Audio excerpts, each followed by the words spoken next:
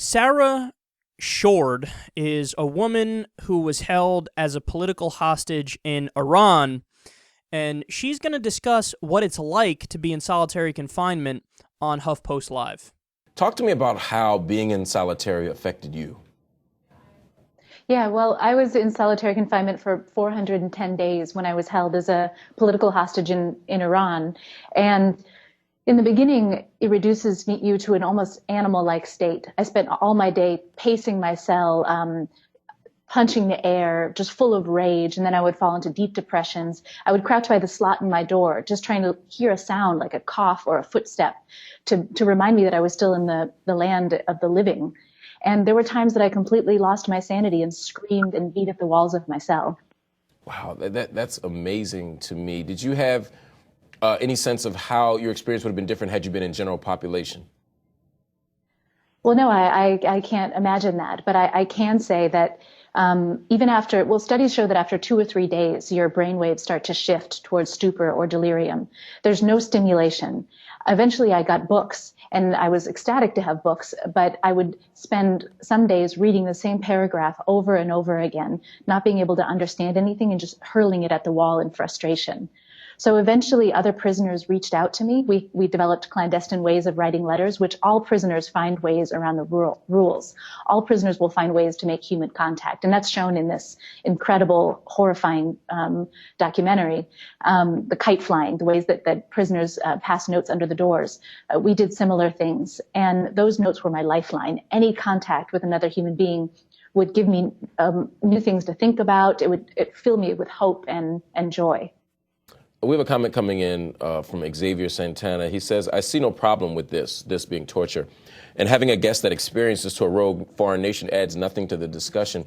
My sense, and the reason why you're in the conversation, as I'm sure you know, is because we often think of torture as the province of the so-called rogue nations, the axes of evil.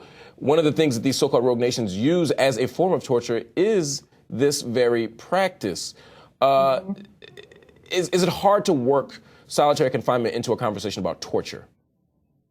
No, not at all. I mean, I love that you brought that point out because the first thing that I found out when I got back to the United States is I sought out other people who had been through what I'd been through so I could understand what had happened to my own mind and have solidarity with people on the outside. And I found out that we have more people in solitary confinement per capita than any country in the world, any country in history. So she's not the only one that's been talking about this serious issue. There's a guy named Damon Thibodeau who spent 15 years in solitary confinement for a murder that he didn't commit before he was finally exonerated in 2012. And he said this, quote, "These 4 walls are your life. Being in that environment for 23 hours a day will slowly kill you. Mentally, you have to find some way to live as if you were not there. If you cannot do that, you will die a slow mental death and may actually wish for your physical death so that you do not have to continue that existence. More than anything, solitary confinement is an existence without hope. No one, no matter how horrible the crimes for which they have been convicted, can endure this lack of stimulation, contact, and activity for very long. I saw men lose their minds. Some screamed at all hours of the night. Some just stared at a wall, even when they could spend their 1 hour a day outside of the cell. Some were drugged to the point that they seemed nearly comatose. Some tried to save their medications and overdose on them to commit suicide. I saw men smear their feces in their cells.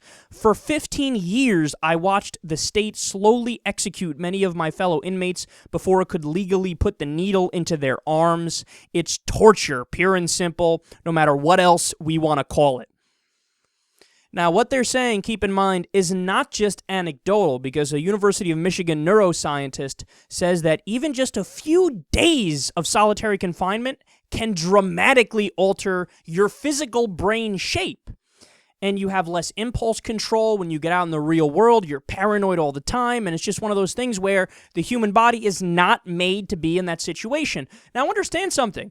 I'm not this big-time progressive on the issue of criminal justice. In fact, I have people who listen to the show come after me all the time because I've done stories where, for example, the European Union, the top court in the European Union, banned life in prison without the possibility of parole, and they said that was cruel and unusual. So in other words, now in the European Union, there's no death penalty, and then there's also no life in prison without the possibility of parole. So you always have a chance of getting out.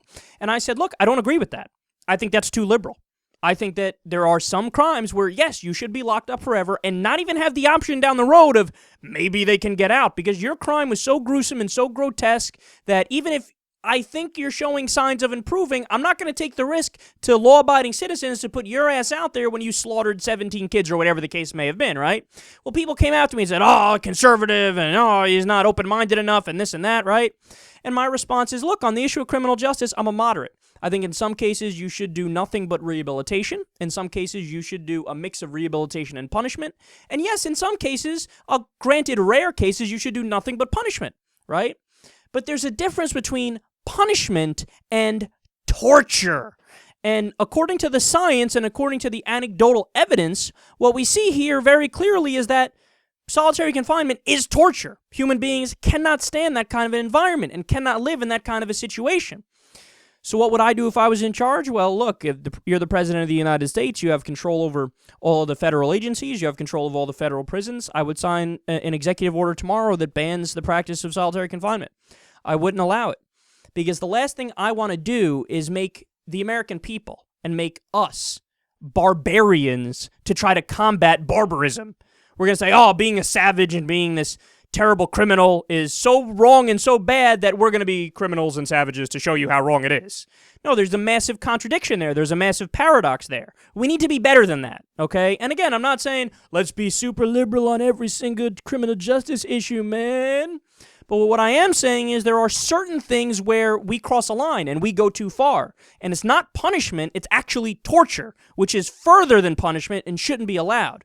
And this right here is definitely an example of that, and we should stop it ASAP.